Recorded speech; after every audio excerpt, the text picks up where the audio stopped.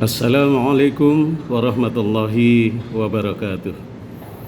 Innal hamdalillah alladzi arsala rasulahu bil huda wa dinil haq liyudhhirahu 'alad dini kullihi wa kafa billahi shahida. Asyhadu an la ilaha illallah wahdahu la syarikalah wa asyhadu anna Muhammadan 'abduhu wa rasuluh. Allahumma salli wa sallim ala Muhammadin wa ala alihi wa ashabihi ajma'in. Qala Allah Ta'ala fil Qur'anil Karim, a'udzu billahi minasyaitonir rajim. Wa idz qala rabbuka lil malaikati inni ja'ilun fil ardi khalifah qalu ataj'alu fiha may yufsidu fiha wa yasfikud dima'a wa nahnu nusabbihu bihamdika wa nuqaddisu lak qala inni a'lamu ma la ta'lamun.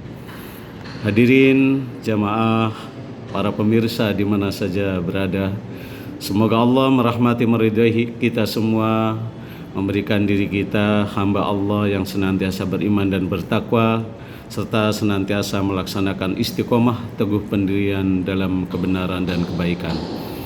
Hadirin yang dimuliakan Allah, Allah Subhanahu wa taala berfirman dalam surat Al-Hajj surat 22 ayat 41. A'udzu billahi minasyaitonir rajim.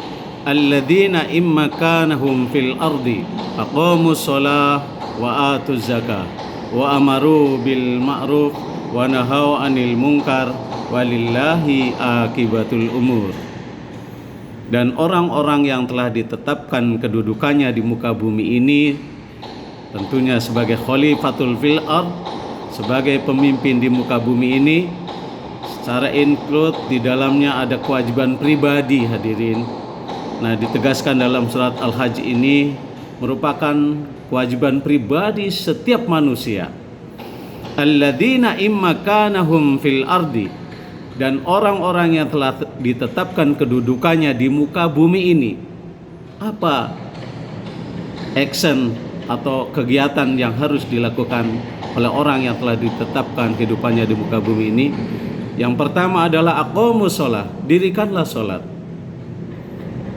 Dirikanlah sholat, artinya senantiasa melaksanakan sholat wajib 5 waktu sehari semalam, ditambah sholat-sholat sunnah yang lain, sholat-sholat sunnah tatawu, sholat-sholat sunnah yang menyertai sholat wajib, ditambah sholat-sholat di luar sholat tatawu, misalnya qiyamul lail, sholat duha.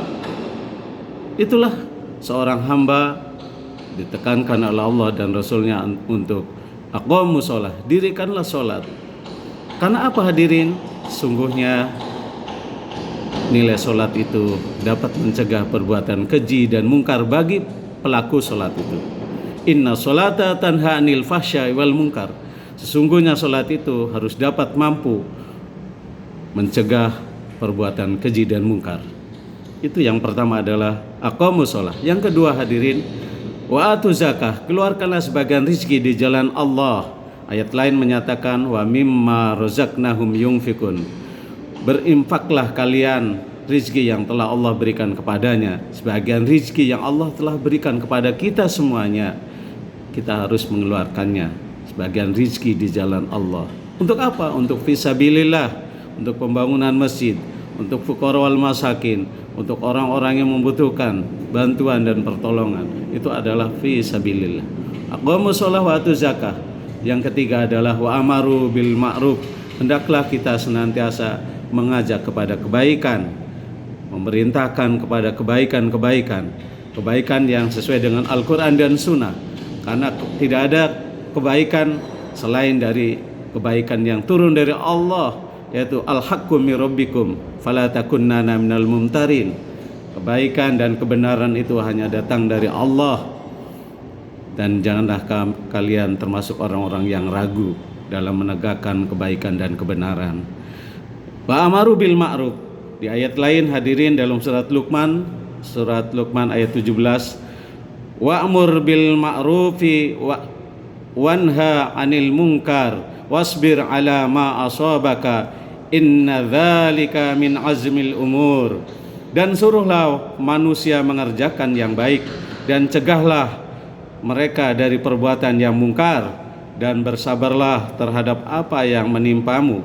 Sesungguhnya yang demikian itu termasuk hal-hal yang diwajibkan oleh Allah. Itu dalam surat Luqman ayat 17 hadirin. Berikutnya hadirin yang dimuliakan Allah Subhanahu wa taala, setelah amaru bil ma'ruf, yang keempat adalah wa nahau anil munkar. Hendaklah kita semua sebagai hamba Allah yang telah ditetapkan kedudukannya di muka bumi ini harus ada sebuah kepedulian, merasa gerah, merasa tidak nyaman ketika di depan kita ada kemungkaran. Maka dari itu cegahlah kemungkaran. Kalau bisa dengan lisannya, kita dengan lisannya. Kalau bisa dengan kekuasaannya, dengan kekuasaannya. Nggak bisa dengan kekuasaan, dengan lisannya. Dengan hati kita berdoa kepada Allah, ya Allah, semoga kemungkaran jangan sampai terjadi di lingkungan kita. Itu hadirin yang dimuliakan Allah. Dan yang kelima adalah walillahi akibatul umur. Hendaklah kita semua hidup dan kehidupan kita semuanya kita pasrahkan kepada Allah Subhanahu wa taala. Fa idza azamta fatawakkal 'ala Allah. Innallaha yuhibbul mutawakkilin. Dan apabila telah memutuskan segala sesuatu, keputusan kehidupan kita, maka semuanya serahkan kepada Allah Subhanahu wa taala. Innallaha yuhibbul mutawakkilin. Sesungguhnya Allah sangat mencintai bagi hambanya yang mau bertawakal hanya kepada Allah Subhanahu wa taala. Itulah hadirin yang dimuliakan Allah, 5 kewajiban hamba Allah yang telah ditetapkan di muka bumi ini. Yang pertama, aqomus sholah, dirikanlah sholah. Wa atuz zakat, keluarkanlah rizki di jalan Allah. Wa amaru bil ma'ruf, hendaklah mengajak, memerintahkan kepada kebaikan-kebaikan. Wa nahu anil munkar, dan mencegah. Yang keempat, mencegah kemungkaran di mana saja kita berada. Walillahi akibatul umur, yang kelima sebagai penutup, kita semuanya serahkan keputusan hidup ini, kita bergantunglah hanya tawakal kepada Allah Subhanahu wa taala. Itu saja hadirin yang dimuliakan Allah, perjumpaan kita pada siang hari ini. Saya atas nama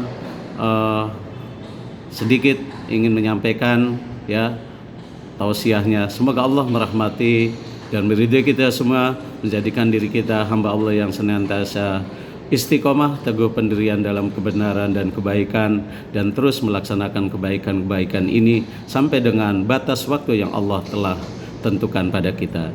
Subhanakallahumma rabbana wa bihamdika asyhadu an la ilaha illa anta astaghfiruka wa atubu ilaik. Walhamdulillahi rabbil alamin. Wassalamualaikum warahmatullahi wabarakatuh.